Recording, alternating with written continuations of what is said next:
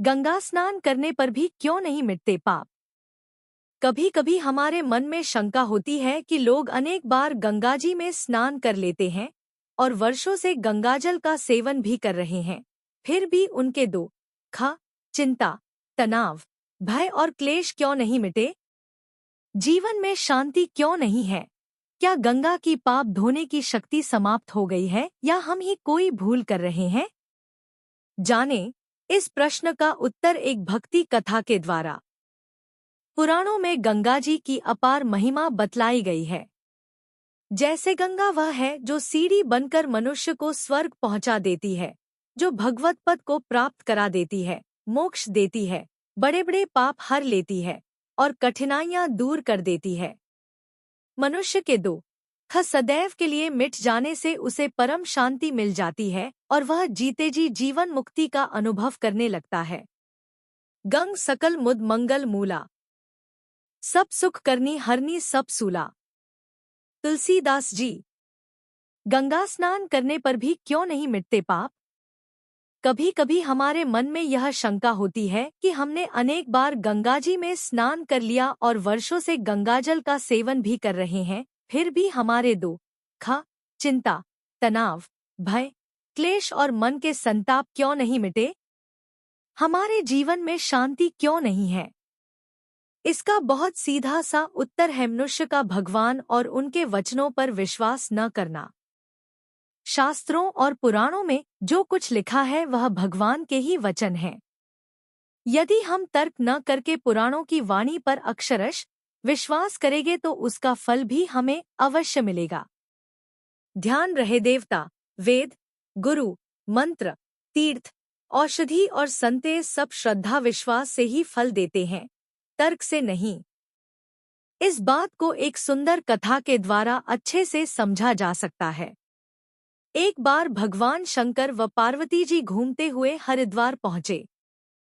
पार्वती जी ने शंकर जी से पूछा, हजारों लोग गंगा में स्नान कर रहे हैं, फिर भी इनके पापों का नाश क्यों नहीं हो रहा है? शंकर जी ने उत्तर दिया, इन लोगों ने गंगा स्नान किया ही नहीं है, ये तो केवल जल में स्नान कर रहे हैं। अब मैं तुम्हें दिखाऊंगा कि वास्तव में गंगा में स्नान किसने किया। भगवान शंकर ने गंगाजी के रास्ते में एक गड्ढा बनाकर उसे जल से भर दिया और साधारण मानव के वेश में उस गड्ढे में खड़े हो गए। शंकर जी कंधों तक जल में डूबे हुए थे।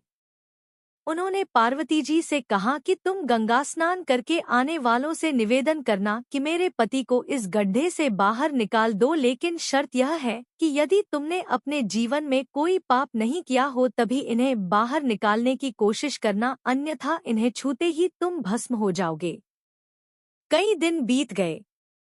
हजारों लोग गंगा स्नान कर उस रास्ते से निकले, लेकिन शर्त सुनते ही शंकर जी को छूने की हिम्मत नहीं करते और यह कहते हुए चले जाते कि हमने इस जन्म में तो कोई पाप नहीं किया है, पर पूर्व जन्मों का क्या पता नहीं हमसे कोई पाप हो गया हो।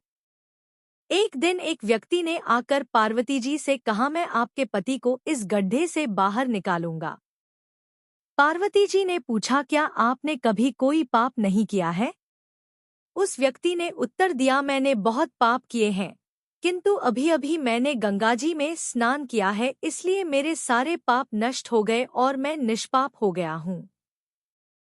उस व्यक्ति ने जैसे ही भगवान शंकर को गड्ढे से बाहर निकालने के लिए अपना हाथ बढ़ाया, शंकर जी स्वतः ही गड्ढे से बाहर आ गए।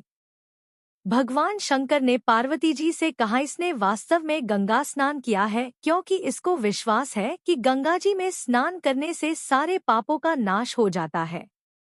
ऐसे प्राप्त करें गंगा स्नान का पूरा पुण्यफल। गंगा जी की कृपा प्राप्ति के लिए उनमें अखंड विश्वास होना चाहिए, इसलिए उनसे सांसारिक वस्तुएं न मांगकर सदैव यही मांगना चाहिए कि आप अपनी कृपा से मुझे अपना अखंड विश्वास दीजिए।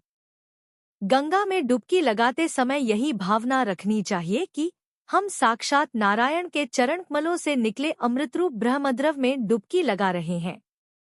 मैंने जन्म जन्मांतर में जो थोड़े या बहुत पाप किए हैं वे गंगाजी के स्नान से निश्चित रूप से नष्ट हो जाएंगे। त्रिपथगामिनी गंगा मेरे पापों का हरण करने की कृपा करें। शास्त्रों में कहा गया है कि देवता बनकर ही देवता की पूजा करनी चाहिए। शास्त्रों में तो यहाँ तक लिखा है कि गंगा स्नान के लिए जाते समय झूठ बोलना, लड़ाई झगड़ा, निंदा चुगली, क्रोध, लोभ, लालच आदि आसुरी वृत्तियों का त्याग कर देना चाहिए और दान, दया, करुणा, सत्य, परोपकार आदि दैवीय गुणों का जीवन में पालन करना चाहिए। तभी गंगा स्नान सफल होता है। बहुत से लोग गंगा स्नान करने तो जाते हैं, किंतु शास्त्रों में बताई गई विधि के अनुसार गंगा स्नान नहीं करते हैं। तीर्थ स्थान में ताश खेलना, सिगरेट पीना आदि कार्य करते हैं। इससे भी उन्हें गंगा स्नान का पुण्यफल नहीं मिलता है। लोगों के पापों को धोती रहने वाली गंगा जी को अब ऐसी पुण्यात्माओं की प्रतीक्षा है जो गंगा में अपने पाप धोने नहीं वरन पुण्य समर्पित करने आए।